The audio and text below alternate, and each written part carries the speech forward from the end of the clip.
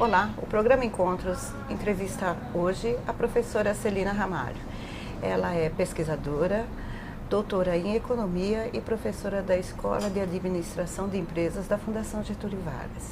Celina, antes de mais nada, eu gostaria de saber como você faz a avaliação do consumo hoje no Brasil, do consumidor, o que ele busca? Hoje o consumidor tem duas referências em relação aos produtos que vai adquirir. A primeira delas é a experiência por marcas tradicionais. Uhum. Então houve uma tendência, há uma tendência primeira para o consumo de marcas já existentes no mercado, consolidadas, com marketing e os preços relativamente mais altos, mas eles, consumidores, não correm o risco de usar dos seus recursos para experimentar alternativas desconhecidas. Mas em um segundo momento, ele tem uma outra referência, que é a de experimentar marcas novas. E para estas marcas novas houve a oportunidade de elas se revelarem com qualidade também e se revelarem no mercado, em princípio a preços mais competitivos, e aí elas se revelaram melhores e tomaram um espaço no mercado de consumo na sequência. Então, quer dizer, dentro desse aspecto você está considerando três, digamos, famílias de marcas. As marcas famosas, tradicionais. As marcas tradicionais famosas, né? As novas marcas, é isso? Certo. Que se apresentam hoje com competitividade no que se refere a preços, não é isso? E que vem ganhando uma participação maior no mercado. E hoje esse processo acaba sendo favorecido porque o consumidor está aberto para experimentar, é isso? Sim, o consumidor ele é aberto a experimentar marcas novas. Tem um terceiro fator de consumo aí no âmbito de marcas, que são marcas próprias, né, dos grandes varejistas. Para essas marcas próprias serem colocadas no mercado, elas passam por um crivo de experimentação de marketing e pesquisa bastante sofisticado. E uma vez estando as marcas próprias rotulando, elas denunciam toda a variedade de outros produtos que ela vende. Então, por característica da marca própria, ela tem que ser uma referência de produto de qualidade. Então, experimentar as marcas próprias, né, dos varejistas também é uma experiência de sucesso, grande parte das vezes, do consumo. Você diria que, no atual contexto, algumas marcas elas vêm tomando mais conta das gôndolas do que outras? Marcas novas passaram a tomar uma posição maior no mercado de varejo em relação às marcas tradicionais. E você acha que o que conta fundamentalmente para essa escolha é o preço, a qualidade, um pouco dos dois? A novidade chama a atenção do consumidor. O preço competitivo, sem dúvida. E depois que os consumidores experimentam e se torna uma experiência de sucesso em termos de qualidade, essa marca está comprada e ele fideliza o cliente. O que hoje, fundamentalmente, torna essa marca um sinal, um símbolo de sucesso? Ela responder a esse novo consumidor à expectativa. Ou seja, e aí pode ser de preço, pode ser de oferecer um produto diferente, é isso? O produto diferente é um outro chamariz bastante forte, né? Porque essas marcas novas criam produtos diferenciados, muitas das vezes. E esse produto diferenciado chama a atenção da utilidade para o consumidor, então ele... Existe um perfil de consumidor hoje que ele está mais predisposto a experimentar?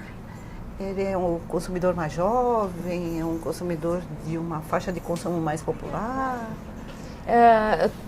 As faixas de consumo em geral dentro da classe média, os nichos, né, dentro da classe média, tem fatores de experimentação, né? Principalmente os mais jovens, né, são os primeiros a buscar, eles são mais abertos a fazer esse teste, né, de abrir mão de seus recursos por uma nova experimentação de produto. Celina, e existem categorias de produtos que são mais visadas nessa questão da experimentação? Ou seja, é o biscoito, o que é? É o produto básico? O item alimentação é o item, primeira referência nossa de experimentação. Porque ele é grandíssima parte das vezes bem de consumo não durável, ou seja, ele vem no rótulo com o timbre da validade do produto.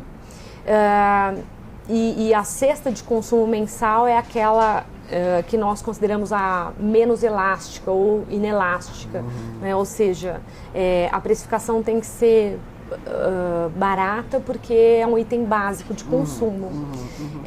Então aí vão as linhas de biscoitos para as crianças, então os itens infantis são bastante visados, então novas marcas de biscoitos e doces confeitos. Depois, aqueles pães pré-feitos que vêm num padrão congelado e que depois nós podemos finalizar e que são facilitadores, né, do casa. preparo, né, e facilitam o preparo, né? Eles vêm facilitados. Os outros itens congelados, né, como sanduíches, aquele padrão franguinho empanado.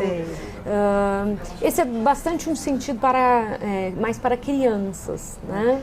É interessante, né, porque isso parece assim a escolha dos pais, né? Alguma coisa assim. Os pais levam nem tanto, né? Crianças, jovens, adolescentes e o princípio da fase adulta tem um caráter de escolha dos produtos.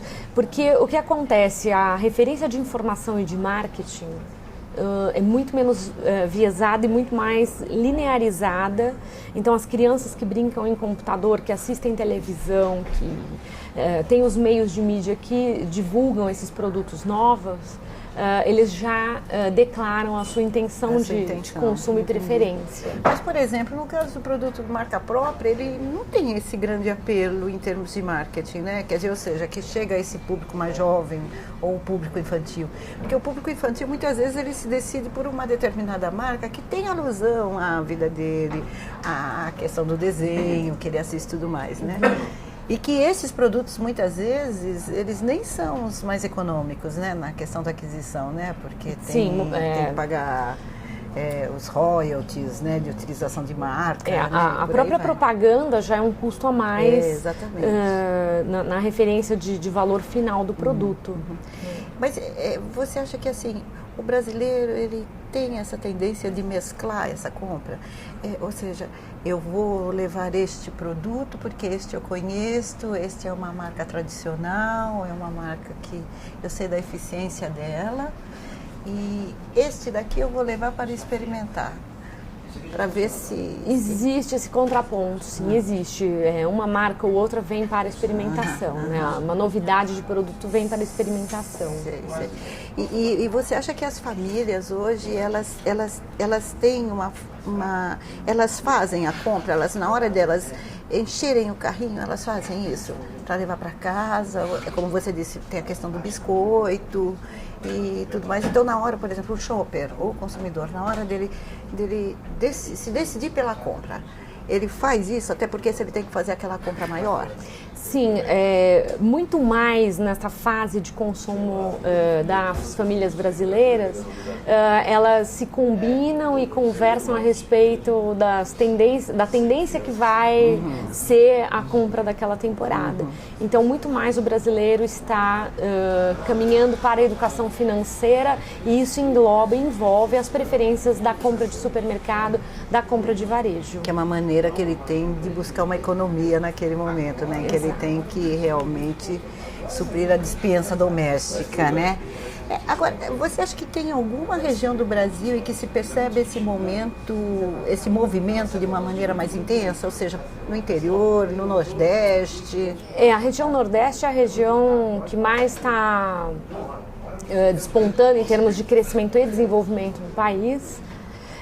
E esse fenômeno é bastante interessante porque a inclusão da classe de miséria, que era mais pronunciada na região, era a região mais pobre do país, e que agora está efetivamente se incluindo na classe de consumo. Então, as tendências de varejo para a região Nordeste se dão de forma bastante intensificada.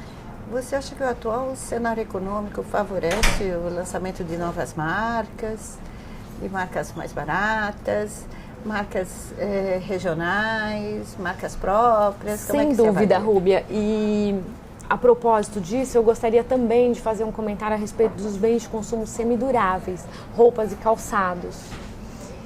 Então, despontam também fabricantes de marcas menos conhecidas, menos propagandeadas até então, e que apresentam um padrão de preço competitivo, qualidade melhorada, e esse menor varejista também distribui o seu produto, começando por lojas locais, depois regionaliza e expande esse varejo para o Brasil. E a referência da classe de consumo depois do supermercado vai para os bens de consumo semiduráveis, roupas e calçados, né? Na sequência, eletrodomésticos, os meios próprios de transporte, moto primeiro, depois 2 rodas, moto, 4 rodas na sequência, e por fim a casa própria. Entendi. O bem imobiliário, né? Bem de consumo durável, bem de patrimônio, né? Na verdade. Sei. Mas hoje ela está muito mais na base, está muito mais na questão alimentícia, né? Sim, porque colocou. A primeira referência, depois que expande a possibilidade real de consumo, é atender o consumo mais básico, mais inelástico. E depois você vai tornando a elasticidade dos produtos. Então, roupas e calçados podem esperar um pouco mais, mas o meio-dia, 6 horas da tarde, a hora das refeições, não. Então é a primeira referência. Aí a segunda, roupas e calçados. E aí a terceira, eletrodomésticos, que também podem esperar um pouco mais. Consumo, né? Exato. É o que vai, né? E daí depois a referência de transporte próprio e moradia. Existe um aspecto que a gente escuta já é um discurso corrente, de que, na verdade, o consumidor ele não quer abrir mão dessa capacidade dessa possibilidade que ele passou a ter de consumo, né? Ele passou a integrar uma faixa de consumo e ele não quer abrir mão disso. Do celular, né? dos eletrodomésticos, de uma condição de escolha de outros produtos, né? Então, é exatamente nesse contexto em que outras opções, inclusive mais econômicas de marcas, e nesse ramo alimentício, é que vem favorecer para que ele possa fazer um controle maior do seu orçamento, é isso? Nesse sentido. E esta situação dos consumidores, em termos agregados, ou seja, em termos do volume de consumo no país, vai contando o histórico de como aconteceu essa expansão do consumo. Então, num primeiro momento, sim, bens de consumo não duráveis, inclusive cosméticos, a gente pode incluir na cesta de supermercado. E aí o segmento cosméticos conta história, inclusive em bolsa de valores, né? De várias empresas. E houveram estudos bastante profundos a respeito do mercado de cosméticos no Brasil, porque realmente despontou muito. Segundo, a classe de consumo vai avançando nas referências dos bens, né, não duráveis, semiduráveis, duráveis. E tem essa faixa de não duráveis, semiduráveis perdura, ou seja, uma vez que se incluiu na cesta de consumo este padrão, ele se torna perene. E os bens de consumo duráveis, eles demoram mais para serem substituídos, ou seja, numa situação de crise, quem padece é a venda varejista ou do setor automobilístico, por exemplo. Né? Então caem as vendas. Porque se as pessoas demoram 3, 4, 5 anos para renovar a sua garagem, numa situação de crise, ao invés de 3 anos, pode demorar 4 ou 5. Né? Mas os alimentos não, meio-dia e 6 horas da tarde acontecem todos os dias. Roupas e calçados, nas estações a gente faz reposição. E a alimentação é uma maneira que você tem de manter, inclusive até um sortimento, uma mesa mais sortida, né? Sem dúvida, isso aí é o hábito do dia a dia, esse é o último a ser referenciado numa situação de restrição de consumo. Celina, hoje, se a gente pensar em termos de varejo, não sei se existe algum controle que é feito nesse sentido sobre a participação de determinadas marcas. Por exemplo, as marcas tradicionais, elas devem ocupar alguma coisa equivalente a 30% das gôndolas. Como que é feita essa distribuição? Até que ponto que o varejo pode experimentar? Ou seja, ele compra um pouco da marca regional, mas não deixa faltar? Como que é isso? As marcas tradicionais ainda ocupam o maior espaço das gôndolas dos supermercados. E as marcas vão ocupar sim, e vão continuar. E continuam ocupando, porque inclusive elas contam a história da vinda de grandes multinacionais do setor alimentício na segunda metade do século XX para o Brasil. Né? Então tem a linha de laticínios, tem a linha de secos, cereais matinais, enfim, uma gama aí de produtos que conta a história de vinda de multinacionais para o país. Então essas empresas são grandes e muito consolidadas. Mas a outra referência de financiamento, de possibilidades, vem para micro e pequenos empresários. Então essas empresas fundo de quintal se regularizam, colocam os seus produtos no mercado e a grande quantidade delas, a hora que somadas, resultam toneladas de sabão em pó que vão concorrer com o grande, resultam toneladas do achocolatado que vão concorrer com o grande, resultam os laticínios que somados vão concorrer com a grande, para não citar nomes. Né? Então o marketing dessas grandes acaba sentindo a pressão de ter que tomar uma outra posição no mercado e revelar investimentos em propaganda para suprirem e tentarem manter as marcas. Né? Um espaço maior. Né? E aí a guerra está formada, porque as marcas menores foram conhecidas, reconhecidas, e o empenho em qualidade está referenciado inclusive por registro de Ministério da Agricultura, enfim, elas estão sob todas as especificações e não há nada que denigre a qualidade desses produtos a preço mais barato. Quer dizer, elas têm um preço melhor e têm qualidade. Isso eu chamaria de a referência recente do produto nacional, né? Que a duras penas aí de situação de carga tributária, situação de infraestrutura para transporte, logística ainda muito incipiente, quer dizer, esses passos ainda precisam ser dados nas referências de produção e distribuição no Brasil, mas isto não é, ainda que seja um fator limitante para essas micro e pequenas empresas, mesmo assim elas a duras penas vão dando o jeito da gestão brasileira e chegam ao resultado final, que é a distribuição do produto nas gôndolas dos supermercados. Essas marcas mais, eu diria, regionais, se localizam em supermercados de regiões mais longínquas, urbanas. São as lojas de vizinhança, né? Exato. Os supermercados. E que passam a apresentar aqueles truques super bacanas de consumo que o consumidor final passa a perceber e tem um se envolve nesse padrão de consumo. Elas têm uma diferença de preço bastante interessante em relação às marcas famosas, né? Sim. Existe uma média de diferença de preço? Chega a ser 20%, 30%?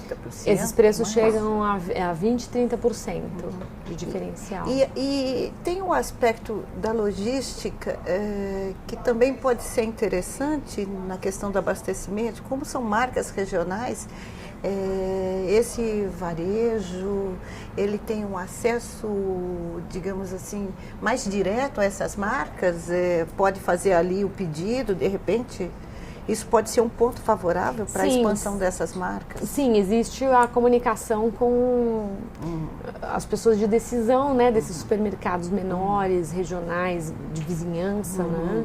E eles próprios já têm alguma inteligência de fazer análise de mercado e perceber quais são os produtos mais procurados, né?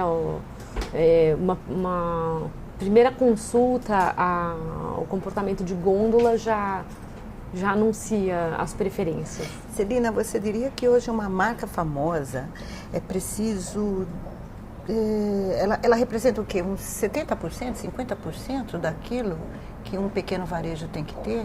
Se você tivesse que fazer um aconselhamento a este varejo, você diria para ele o seguinte, olha, 50% você mantém de marcas famosas, experimente 30% de marcas regionais, 20% regionais. É possível fazer essa conta? Em termos agregados, para eu mapear o consumo brasileiro em geral, fica um pouco difícil, né? O Brasil, por ser um país continental, ele tem um mercado varejista muito regionalizado.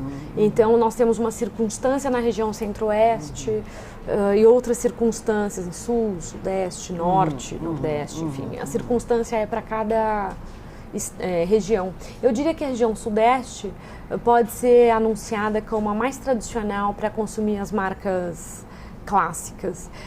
E esses mercados que estão despontando nas regiões nordeste, norte e centro-oeste do país, não necessariamente nessa ordem, os consumidores são mais propensos a consumir marcas regionais sem desprendimento, com desprendimento, aliás.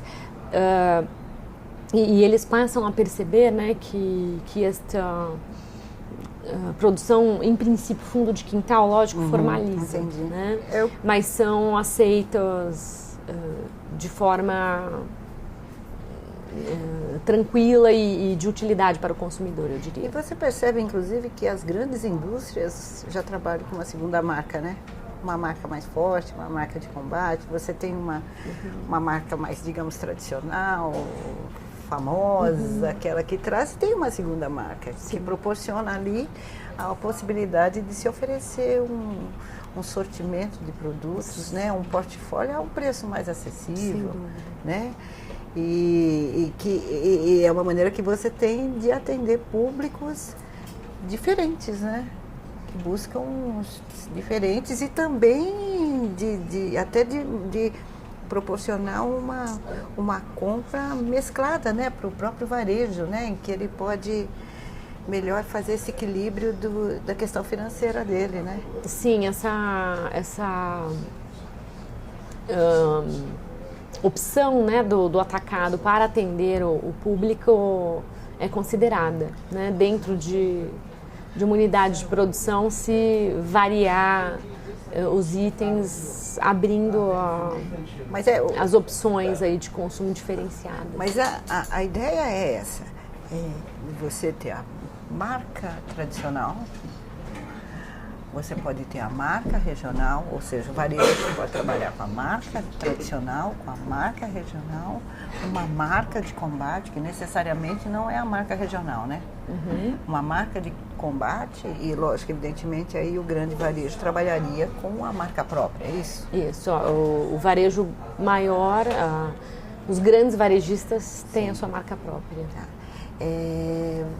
Você apostaria, falando sobre toda essa questão das marcas, todas as marcas que tem, a marca de combate, a própria, a marca regional, a marca própria, existe alguma delas que você acha que desponta como aquela com mais chance de conquistar o mercado? Nos próximos meses, no próximo ano, não sei. Eu entendo que todas elas estão posicionadas, mas há sim uma tendência a se preferir marcas novas e marcas próprias. Existe uma percepção e uma predisposição do consumidor a passar a conhecer essas marcas alternativas que despontam no mercado. Eu queria tocar no outro ponto, que é essa questão, inclusive, da própria internacionalização. Marcas estrangeiras, né? Quer dizer, você tem um movimento global de mercado virtual, em que os consumidores, eles têm hoje uma possibilidade de consumir essas marcas. Essas marcas internacionais, elas são interessantes, é preciso ter... São dois momentos para o consumo de varejo no Brasil em termos de internacionalização de marcas. A internacionalização de marcas na vinda, na segunda metade do século XX, e a internacionalização de marcas na ida. Depois dessas empresas iniciadas no Brasil se posicionarem no mercado, elas abrem opções para essas novas alternativas de globalização da economia brasileira, que são na ponta da produção e o atingimento de novos mercados consumidores. Então, países que estão levando produtos brasileiros não são os tradicionais. Os Estados Unidos levam, né, churrascaria, mas a China é o exemplo que levou a uma estrutura nossa de produção de pão de queijo. Nós tornamos multinacional o nosso fabricante de pão de queijo. Dos 200 milhões de brasileiros, levanta a mão quem é o brasileiro que não conhece pão de queijo, que não tem na sua referência de café, né? Além dos mineiros, é a proliferação cultural, né, de um consumo bastante essencial, né? Nossa referência tanto quanto pão francês. E nós temos planta produtiva para isso na China de empresa brasileira internacionalizada.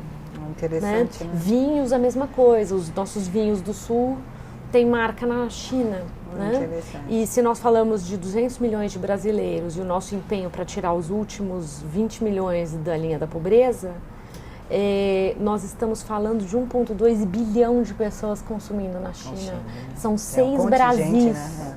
São 6 Brasis precisando também deste almoço ao meio-dia e o jantar às 6 horas da tarde, as refeições. Então, para as marcas brasileiras, essa nova alternativa de alinhar produção e comércio com países emergentes sinaliza uma oportunidade de mercado de varejo extremamente forte. A China forma a sua classe média, a Índia também forma a sua classe média com 1,1 bilhão de pessoas. Então, só aí nós estamos falando em praticamente 30% da humanidade na face da Terra. E já tem algum produto brasileiro que você acha que conquistou os indianos, que está ali no mercado, na Índia? Para varejo, eu não consigo observar nenhum item assim que tenha chamado a atenção. Eu tenho referências de transporte urbano, né? Tem uma empresa grande brasileira de transporte urbano que está com linha de produção na Índia, e em tecnologia da informação, várias empresas e uma maior que tem espaço no mercado indiano. Já são assim muito consideradas. Quando se fala em relações Brasil-Índia, esses 2 nomes são os mais despontados, o de transportes e o de TI. E aí tem a questão da internacionalização, mas considerando as marcas que vêm de fora para o Brasil, né? Então tem esse processo também, né? O brasileiro hoje talvez busque algumas marcas antes só encontradas no exterior, e talvez por essa questão mesmo da própria abertura, e os mundos estão muito próximos, né? Então não só marcas, mas empresas de varejo vieram, né? Olhando para a classe de consumo brasileira. Umas se mantiveram, ficaram, outras retornaram, não entenderam o momento e a perspectiva era outra, então não alinharam com a situação de mercado brasileira, voltaram. Agora, é um outro caminho de empresas estrangeiras que vêm para o Brasil, né? Que não as multinacionais tradicionais dos anos 50, que eram muito mais setor automobilístico. Agora elas vêm mais para varejo e para o consumo de massa. Entendi. Bem, para finalizar, eu queria saber se você gostaria de fazer alguma observação, falar sobre essa questão mesmo da sua perspectiva da economia, do impacto disso no varejo e para o setor atacadista. O que eu diria hoje para o setor varejo é que é preciso que os players estejam alinhados com a condição histórica de evolução do varejo brasileiro. Isso significa que houve aquele primeiro impulso dos 10 primeiros anos de expansão do consumo da base, da cesta de consumo básica, que envolvia alimentos, depois vestuário, calçados, eletrodomésticos, meios de transporte e imóveis. Esta expansão correspondeu à oferta maior na forma de uma demanda reprimida, ou seja, as pessoas precisavam dos eletrodomésticos, mas não tinham os recursos e os meios para atingirem. E neste momento é preciso que se atente, que ainda que haja uma expansão, não é tão grande como o boom que aconteceu nos 10 primeiros anos. Eu me refiro a 10 primeiros anos, eu poderia dizer 96 a 2006. Né?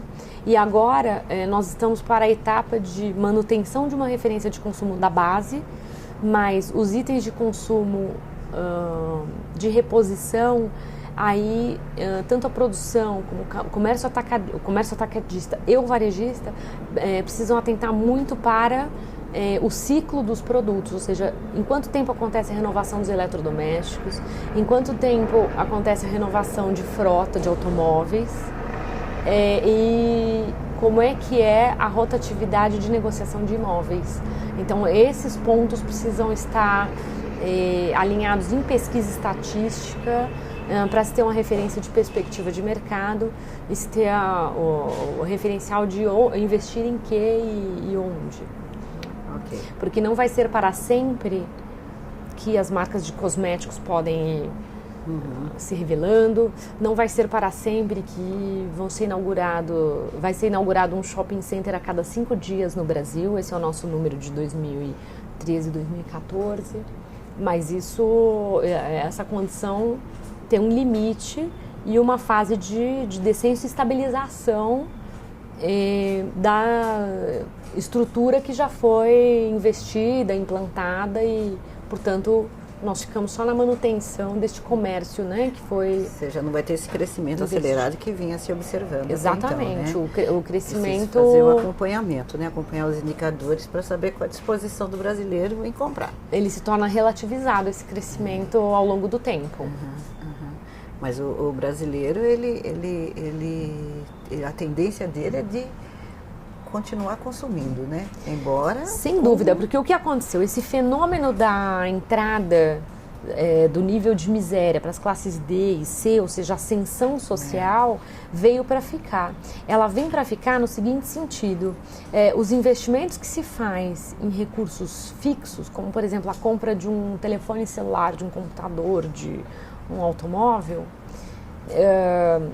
esses se depreciam. Mas há uma outra referência que é o conhecimento dos consumidores e da população. E aí nós vamos para um referencial populacional mesmo, de educação e saúde, inclusive. E esses são cumulativos e não se depreciam. Então a referência de conhecimento revela um comportamento de consumo e um comportamento de estilo de vida mesmo. Entendi. Que vem para ficar. Entendi. Significa o seguinte, que os pais que agora têm nível superior pela primeira geração na família vão exigir no mínimo que a geração seguinte tenha nível superior e vão indicar para uma pós-graduação, estudo de idiomas, ou seja, a gente vai acumulando capital humano. E esta acumulação não tem como nós retroagirmos para uma situação pior de as pessoas não consumirem mais eletrodomésticos ou deixarem de ter a referência de consumo dos bens que trazem o conforto que trazem agora. Ou seja, se torna perene este padrão de consumo. Eles amadureceram mais dentro do processo, passaram a consumir mais e agora eles buscam uma melhoria em termos de educação, né? Sem dúvida. Investir mais na área da educação, né? Sim. E na medida que esse processo é um processo desencadeado, é o que você falou, é um caminho sem volta, né? Porque o olhar do consumidor muda, né? Exatamente. Ele quer comprar e sempre vai exigir produtos de mais qualidade, de melhores preços e sempre vai fazer essa comparação. Sem dúvida, sem dúvida. Ele já tem inteligência para fazer esta comparação enquanto consumidor. Então a posição dele se qualifica dessa forma. Ok, então, Celina, muito obrigada, viu, pela sua participação.